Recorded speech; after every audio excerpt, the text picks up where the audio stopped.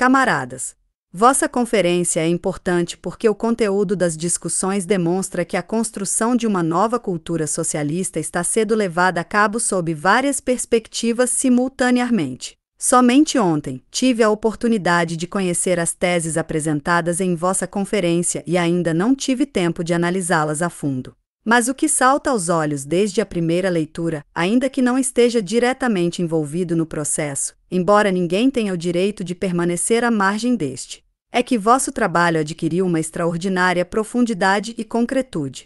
Desde os problemas nebulosos sobre todos os aspectos da nossa cultura e nossa vida que discutíamos em 1918 e 1919. Temos avançado até o pensamento e a atividade concretos, sem perder a perspectiva futura nem cair no desalento.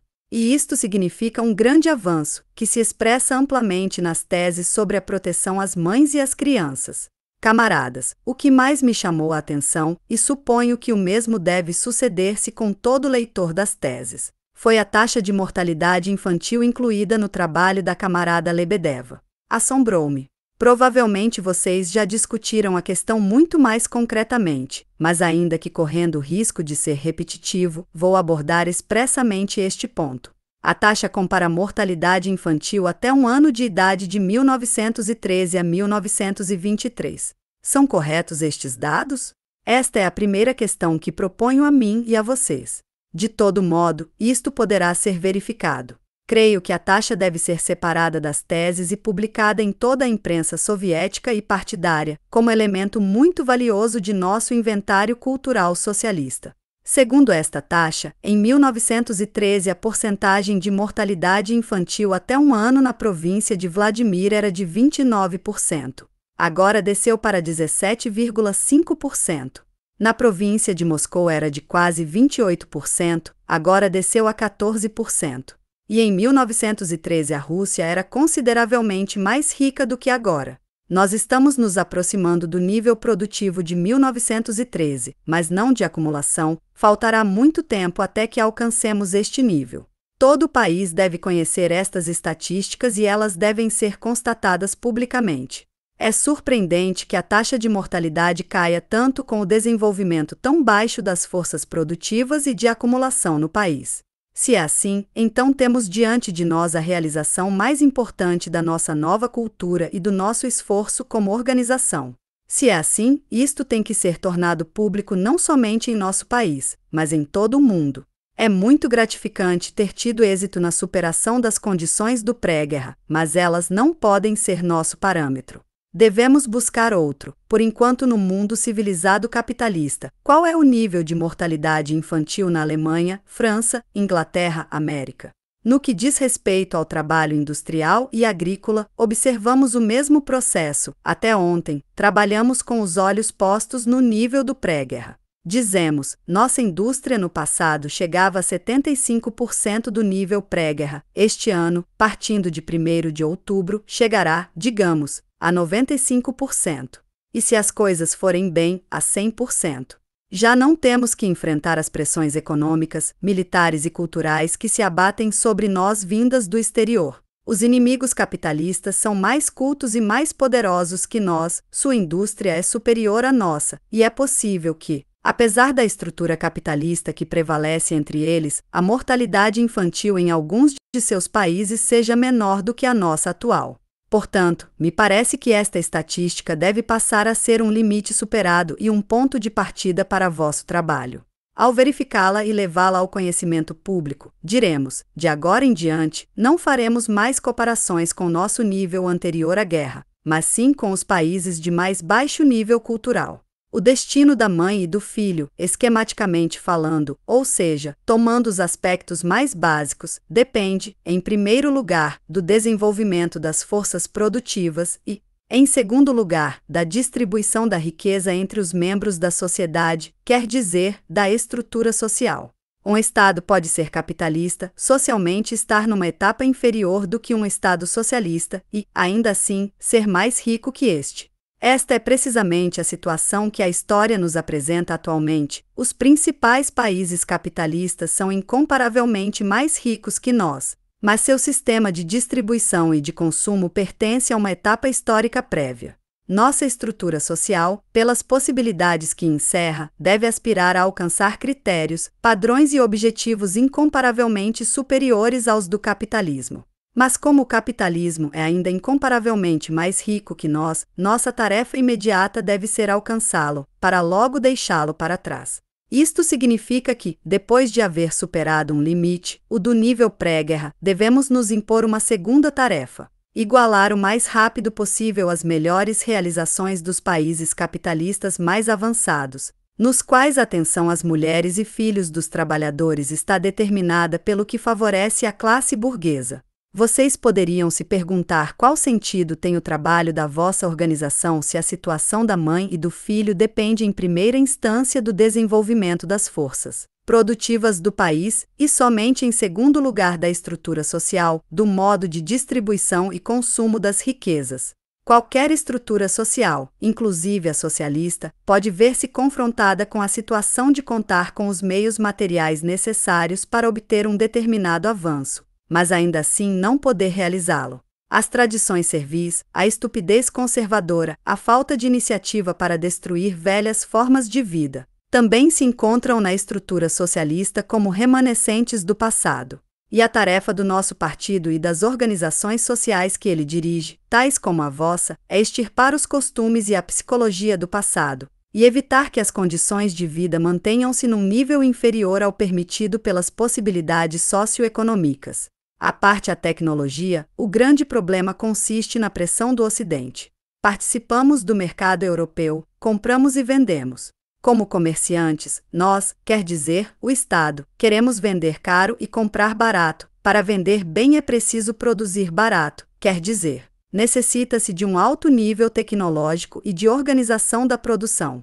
Isto significa que, ao participar do mercado mundial, começamos a competir com a tecnologia europeia e americana. E nisto, queiramos ou não, temos que avançar. Todos os problemas da nossa estrutura social, entre os quais se inclui o destino das mães e dos filhos, dependem do êxito com que encaremos essa competência mundial. Todos temos claro que em nosso país temos ajustado contas com a burguesia, que sob a base da NEP nossa indústria estatal floresce e se desenvolve, que não há perigo de que o industrial privado compita com a indústria estatal no mercado. Mas no mercado internacional o competidor é mais forte, mais poderoso, mais educado. O desafio econômico que devemos vencer é alcançar a tecnologia europeia e americana para depois superá-la. Ontem inauguramos uma fábrica a 130 quilômetros de Moscou, em Chatura. Ela significa um grande avanço técnico. Está construída sobre um rio. Se conseguirmos transformar em eletricidade toda a energia latente em nossos rios, as mulheres e as crianças se beneficiarão com isso. A celebração de honra dos construtores desta fábrica foi uma demonstração do que é nossa cultura e de todas as suas contradições. Entre Chatura e Moscou olhávamos a paisagem pela janela do trem, selvas e pântanos intransitáveis, tal como eram já no século XVII. Por certo, a revolução mudou a cultura de nossos povos, sobretudo dos mais próximos a Moscou, mas quantos sinais há de medievelismo, de atraso aterrador, sobretudo nas relações familiares. Sim, é certo que vocês, pela primeira vez, obtiveram grandes triunfos nas aldeias, pelos quais merecem a felicitação de todo cidadão soviético consciente. Mas as vossas teses de nenhuma maneira ocultam que ainda há muita ignorância em todas as aldeias, inclusive nas que estão no caminho entre Moscou e Chatura. Ela terá que ser superada ao nível de Moscou e de Chatura, porque Chatura significa a tecnologia mais avançada, na qual se baseia a eletrificação.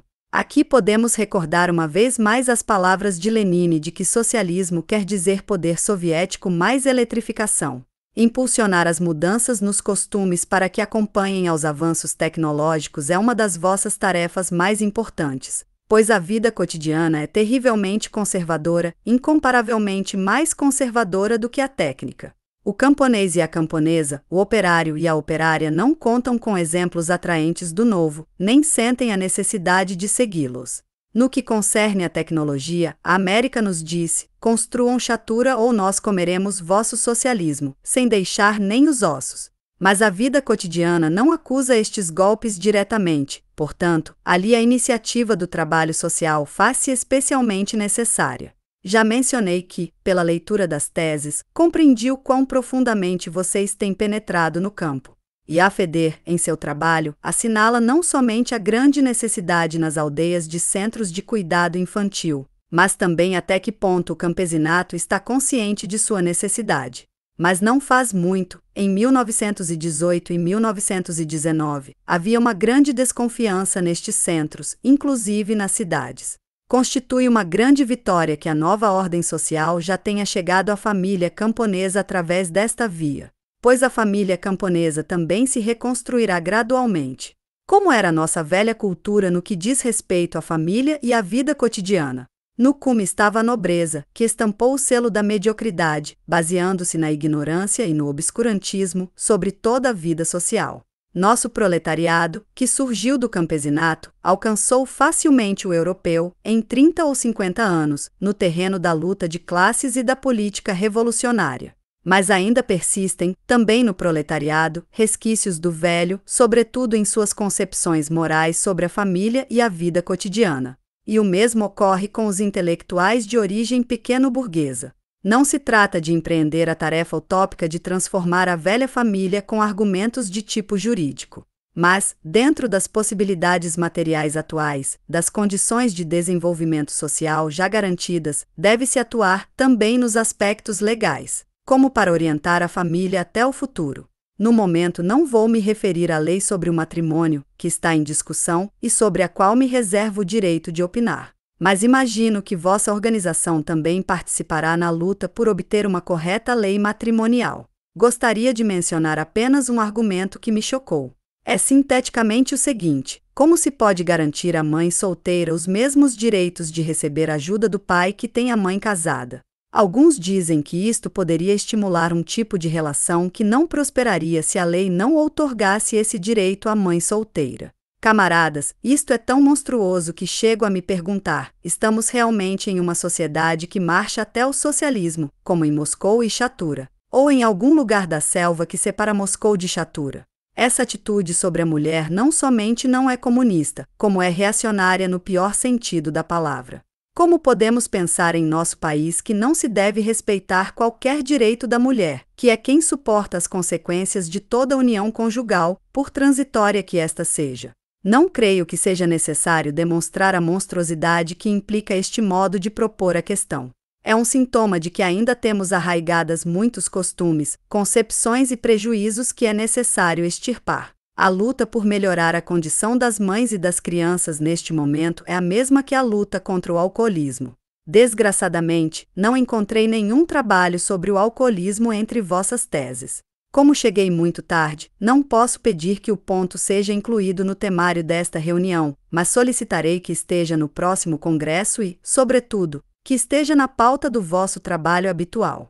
Se encararmos a situação das mães e das crianças em suas ligações com outras questões, fundamentalmente o alcoolismo, nos daremos conta de que a tarefa básica é de elevar a personalidade humana. A propaganda abstrata ou os sermões não ajudarão neste sentido. As disposições legais sobre proteção da mulher e da criança nos períodos mais difíceis de sua vida são absolutamente necessárias. E se extremarmos a legislação, não será em favor do pai, mas sim da mãe e da criança. E o faremos tendo em conta que os direitos da mulher, por mais que se garantam juridicamente, em virtude da moral reinante e dos costumes, não estarão totalmente assegurados até que cheguemos ao socialismo e, mais ainda, ao comunismo. É, portanto, necessário dar todo o apoio jurídico possível à mãe e à criança para orientar a luta em várias direções, inclusive contra o alcoolismo. Num futuro próximo, isto se constituirá num aspecto muito importante do nosso trabalho. Mas o fundamental, repito, é elevar a personalidade humana. Quanto melhor é um homem espiritualmente, de acordo com seus interesses e nível, tanto mais exige de si mesmo e de seus amigos, homens ou mulheres. Na medida que as exigências sejam mútuas, a relação será mais sólida, mais difícil de romper. Isto significa que a tarefa básica se resolve em todos os campos do nosso trabalho social para o desenvolvimento da indústria, da agricultura, do bem-estar, da cultura, do conhecimento. Tudo isso não leva a relações caóticas, mas sim, ao contrário, a relações mais estáveis, que, em última instância, não necessitaria de nenhuma regulamentação legal. Voltando ao trabalho no campo, gostaria de citar as nossas comunas agrícolas. Não faz muito, visitei 2 grandes comunas agrícolas, uma na região de Zaporuz, na Ucrânia, e a outra na região de Ters, no norte do Cáucaso. Por certo, não se constituem numa chatura de nosso modo de vida, ou seja, não podemos dizer que são o modelo da nova família como a fábrica de chatura ou é para a nova tecnologia, mas não há dúvidas de que se constituem num avanço, sobretudo se comparadas com o que as rodeia no campo. Na comuna há facilidades para a criação dos filhos, que se subvencionam com o trabalho cooperativo. Há uma habitação para as meninas e outra para os meninos. Em Zaporuz, onde um dos membros da comuna é artista, as paredes das habitações das crianças estão muito bem decoradas com pinturas. Tem cozinha e refeitório comuns, e uma parte é destinada à biblioteca e clube. É realmente um pequeno reino infantil. Indubitavelmente, significa um grande avanço com respeito à família camponesa. A mulher da comuna pode realmente sentir-se um ser humano. Por certo, camaradas, sou totalmente consciente de que este, em primeiro lugar, é somente um pequeno oásis e, em segundo lugar, não está garantida a sua sobrevivência, já que a produtividade do trabalho nestas comunas ainda não está assegurada. Mas, falando em termos gerais, toda nova forma social dará resultados se nela a produtividade não se estancar ou declinar. A construção do socialismo, ao assegurar a situação das mães e das crianças, somente será possível se a economia crescer.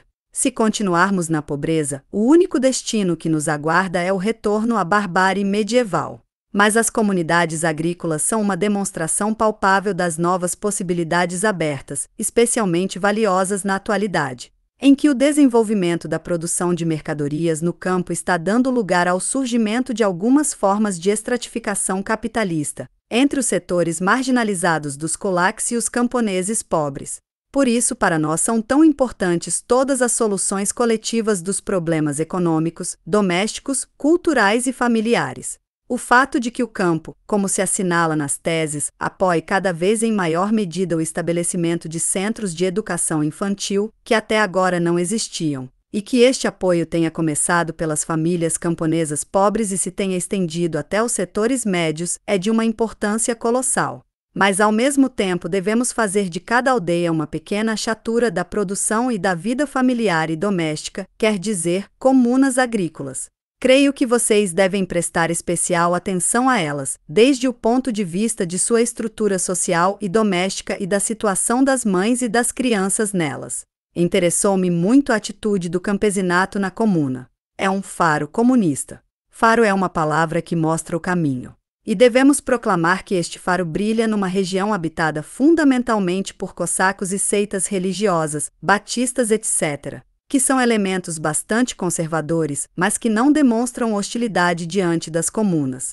Este é um verdadeiro triunfo. Alguns camaradas comentaram comigo que há círculos soviéticos em que se opina que as comunas agrícolas estão fora de lugar, pois seriam demasiado avançadas para nossa época. Isso não é certo. A comuna é um dos embriões do amanhã. Por certo, o trabalho preparatório fundamental será levado a cabo sobre aspectos mais básicos, o desenvolvimento da indústria, sem o qual não será possível a industrialização da agricultura e as formas cooperativas de distribuição dos benefícios econômicos, elementos essenciais para atrair até o socialismo o campesinato médio. Mas junto com isto, contar com tais modelos de novas formas econômicas e novas atitudes familiares e domésticas no campo também significa preparar o amanhã desde já, ajudar a desenvolver uma nova concepção sobre a mulher e a criança. Os marxistas dizem que o valor de uma estrutura social está determinado pelo desenvolvimento das forças produtivas. Isto é indiscutível. Mas também podemos aproximar o problema da outra ponta do novelo. O desenvolvimento das forças produtivas não é necessário em si mesmo. Em última instância, o desenvolvimento das forças produtivas é necessário para construir as bases de uma nova personalidade humana consciente, que não obedeça a nenhum amo na terra, que não tema nenhum senhor que esteja no céu. Uma personalidade humana que resuma em si mesma o melhor de tudo o que foi criado pelo pensamento de épocas passadas, que avance solidariamente com todos os homens, que crie novos valores culturais, que construa novas atitudes pessoais e familiares, superiores e mais nobres que as que se originaram na escravidão de classes. Deste ponto de vista, devemos dizer que, provavelmente, durante muito tempo será possível avaliar uma sociedade por suas atitudes diante da mulher, diante da mãe e de seu filho, e isto não se aplica somente para a evolução da sociedade, mas também da personalidade individual. A mente humana não se desenvolve em forma homogênea em todas as suas partes. Vivemos uma época política, revolucionária, em que os operários e as operárias estão se desenvolvendo na luta política revolucionária. E aqueles estratos da consciência onde residem as concepções e tradições familiares, as relações dos homens entre si e com as mulheres e as crianças, em geral permanecem intactos. A revolução ainda não os despertou. A consciência social e política avança muito mais rapidamente, devido à estrutura do conjunto da sociedade e à época em que vivemos. Portanto, durante bastante tempo seguiremos construindo uma nova indústria, uma nova sociedade. Mas no terreno das relações pessoais conservaremos muitas reminiscências medievais. Lenin nos ensinou a avaliar aos partidos da classe operária de acordo com a sua atitude, em particular e em geral, frente às nações oprimidas, frente às colônias. Por quê? Se tomarmos, por exemplo, o operário inglês, será relativamente fácil despertar nele a solidariedade com o proletariado de seu próprio país, participará nas greves, inclusive estará disposto a fazer a revolução. Mas que se sinta solidário com um operário chinês, que o trate como a um irmão explorado, será muito mais difícil, já que ele terá que romper com uma arrogância nacional solidificada durante séculos. Da mesma maneira, camaradas, solidificou-se durante milênios, e não durante séculos, a posição do chefe da família diante da mulher e dos filhos. Tenhamos em conta que a mulher é a operária da família. Vocês devem ser a força moral que arrase com este conservadorismo enraizado na nossa velha natureza asiática. E todo revolucionário consciente, todo comunista, todo operário e camponês progressista se sentirão obrigados a apoiar esta luta com todas as suas forças. Desejo-lhe grande êxito, camaradas, e, sobretudo, desejo que a opinião pública lhes preste mais atenção. Vosso trabalho, realmente purificador, deve difundir-se amplamente pela imprensa, para receber o apoio de todos os elementos progressistas do país, para que as ajudem a triunfar na reconstrução do nosso modo de vida e nossa cultura. Fortes aplausos.